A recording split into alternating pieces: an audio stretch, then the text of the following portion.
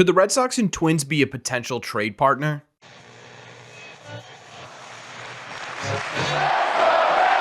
What is going on, everybody? Welcome back to Red Seat Radio. My name is Corbin. It's pretty well documented this offseason that the Red Sox need starting pitching, right? Everywhere we look, there's starting pitching rumors all over the place, but that doesn't mean that there aren't other areas of this team that really could use an upgrade going into the 2024 season. A couple of those areas are a right-handed bat in the middle of this order and a second baseman to play a full-time role. And there's a player right now on the Minnesota Twins that could serve both of those needs and possibly more. So what we are going to do in today's video is we're going to break down this player. We're going to talk about why the Red Sox should be interested in this player. We're also going to be talking about why they may not be interested. And we're going to be talking about what a trade package looks like for this player or could possibly look like for this player, as well as whether or not this trade has any likelihood of actually happening. But before we get into that, today marks the start of week 2 on our mission to raise $500 for Movember and help bring mental health services to not only everyone in the United States, but everyone around the world as well. We had an awesome week in week 1, but as you can tell, the mustache is still here, which means we have not hit our $500 donation goal yet. If you have not donated, today is an awesome opportunity to. Everyone who donates any amount of money to Movember under the Red Seat Radio Foundation standpoint will be entered to win some sweet Red Seat merch. On top of that, too, every dollar donated, I am matching up to $250. And the quicker we get to $500, the quicker this mustache goes away. So to donate, click the link in the description below. Help support a great cause today. Thank you all very much for clicking on this one. Let's get into it. The player we are looking at the Red Sox trading for today is Minnesota Twins second baseman Jorge Polanco. Now, in 2023, Jorge Polanco was bitten by the injury bug a few times on several different occasions. He had an ankle injury, a hamstring injury, a knee injury at some point in 2023, and that limited the amount of games he actually played to about half the season. But in those 80 games that Jorge Polanco did play in 2023, he put up some really solid numbers. He finished 2023 with a .255 average, a .325 on base percentage, .454 slug, good for a .115 OPS plus, or about 18% above league average production. He also put 14 out of the yard and managed 18 doubles as well, which extrapolated over 162 games is 28 home runs and 26 doubles, which would be a really solid season for Jorge Polanco if he had stayed healthy. But those numbers really aren't anything new. Jorge Polanco's been putting together a really solid career in Minnesota for about 8 full seasons now. He has technically appeared in 10 seasons throughout his career, but his first 2 seasons were limited to about 5 or 7 games each year. So we're not actually going to count those into his overall career statistics. But in the 8 years he did play in the big leagues as a full-time basis, he's put together a really great career. In those 8 seasons, he has a .269 average with a .333 on base percentage and a .445 slug, good for a .111 OPS plus, or again, about 11% more productive than the average hitter in Major League Baseball. Jorge Polanco has been able to put together a really solid career for himself at the plate in Minnesota. He's also earned an All-Star appearance and was a top 15 MVP finisher in 2019. So why could the Red Sox want this bat? Well, Polanco's not exactly going to give you 30 plus home run potential every single year, but his bat could play really well in Fenway Park. Take a look at his 2023 spray chart, which is technically a chart of all of his hits or sacrifice flies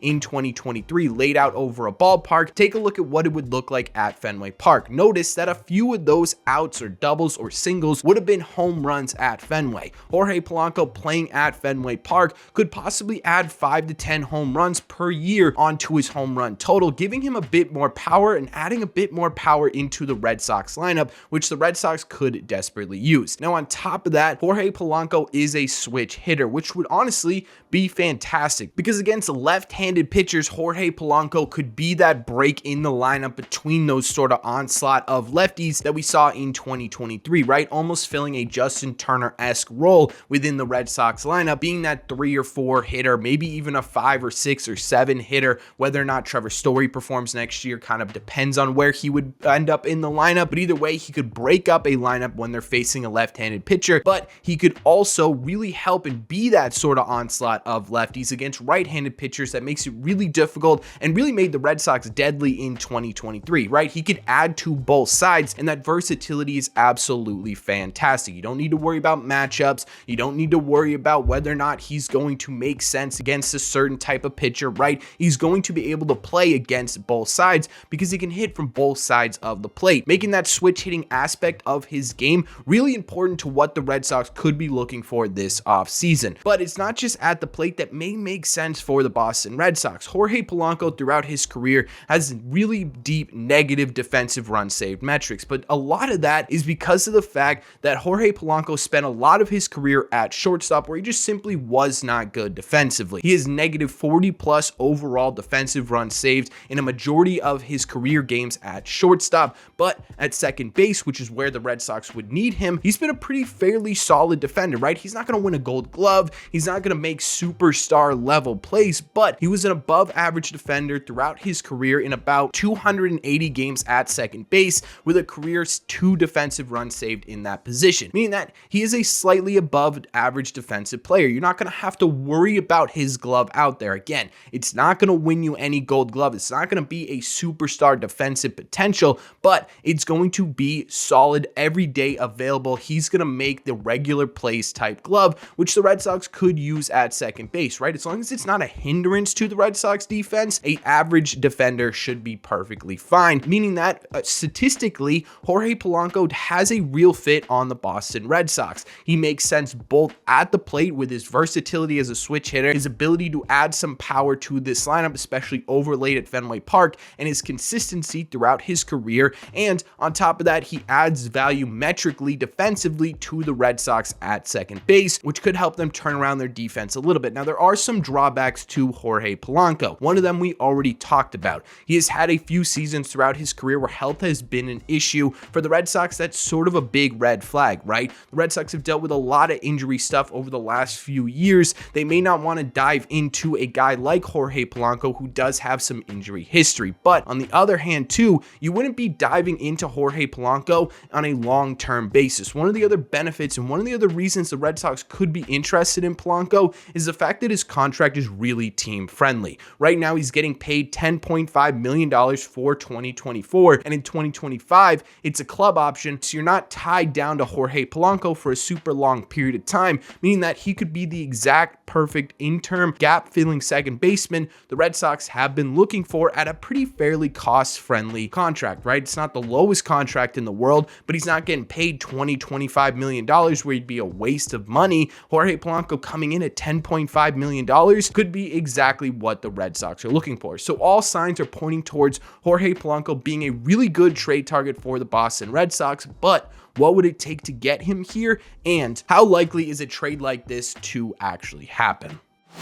When we're talking about an actual trade package for Jorge Polanco, it gets a little bit murky because we don't entirely know what the Twins are looking for. We haven't heard a ton on exactly what the Twins are targeting this offseason, which makes it a bit tricky to figure out what they're going to want, but there are a couple of ways the Red Sox could go. The first way would be a 1-for-1 trade, sending Alex Verdugo to Minnesota in exchange for Jorge Polanco. Minnesota could use some more high contact type guys, some guys who can get on base at a pretty decent clip. Alex Verdugo can provide that. It's a 1-for-1 swap. Alex Verdugo has 1 year left to control. Technically, Jorge Polanco has 2 if you count his club option in 2025, but you're not giving up a ton of control on Jorge Polanco. This could be something the Minnesota Twins may be interested in, but at the same time, too, they do have a lot of outfielders, and it may be hard to find an everyday spot for a guy like Alex Verdugo, as productive as he would be in the Minnesota Twins lineup. So another way the Red Sox could go would be to supply the Minnesota Twins with some additional depth on their roster. The Minnesota Twins have a pretty good team, but they don't have a ton of depth in a couple of different areas. So this package includes 3 players who I don't think are going to have a huge impact on the Boston Red Sox, but could fit really well with another team and be an impact player there. One of those guys being Brandon Walter. The Minnesota Twins right now don't have a ton of left-handed starting options. In fact, they don't have a single one. Maybe they're interested in a 4 or a 5 caliber caliber type pitcher in Brandon Walter and see if they can bring him to another level and get him into their rotation. Another area I think the Twins could possibly be interested in would be some catching depth. They don't have a ton of depth at the catching position. Maybe the Red Sox can send over a guy like Nathan Hickey, who the Red Sox really love his bat, but his defense still has a lot of work to go. And with Kyle Teal and Connor Wong in the system, we don't really know if Nathan Hickey will have a firm place on the Boston Red Sox. Maybe this is some of the Minnesota Twins are interested in as well. And then I threw in Matthew Lugo to make this trade a bit more even for the Minnesota Twins.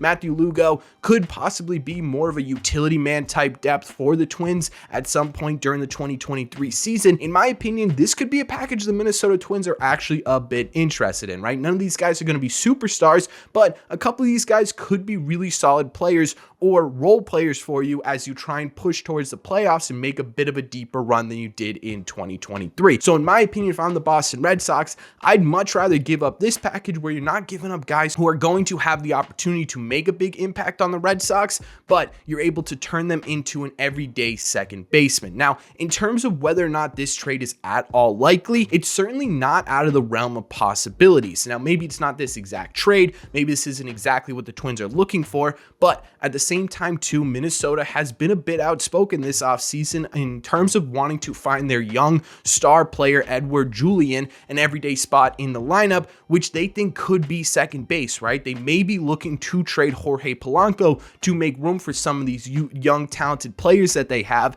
And for the Red Sox, this is the perfect opportunity to pounce because again, right, outside of his health concerns, which are certainly big concerns, right? They're definitely something to keep an eye on. Everything else seems to fit perfectly. And on top of that too, you're not being logjammed into a longer contract where all of a sudden you've got Marcelo Meyer, Mikey Romero, Nazan Zanatello, right? Some of these guys starting to knock on the door of your middle infield. Nick York on top of that too, trying to get in and get a place. And you're sort of like, okay, well, we want you guys up here, but we got Polanco for 5 more years. So we got Story for 4 more years. What do we do, right? Polanco's a shorter term option who gives you the ability to have an impact both in the rotation and slightly on the field as well. It immediately improves your lineup. It doesn't hurt you defensively. You're not paying a ton of money out of pocket to get Jorge Polanco here. So if the Twins are really interested in trying to bring up some of their youth into the everyday lineup and they believe Jorge Polanco is expendable, which could very well happen. It's not confirmed yet. It's not denied yet. It's certainly in the realm of possibilities.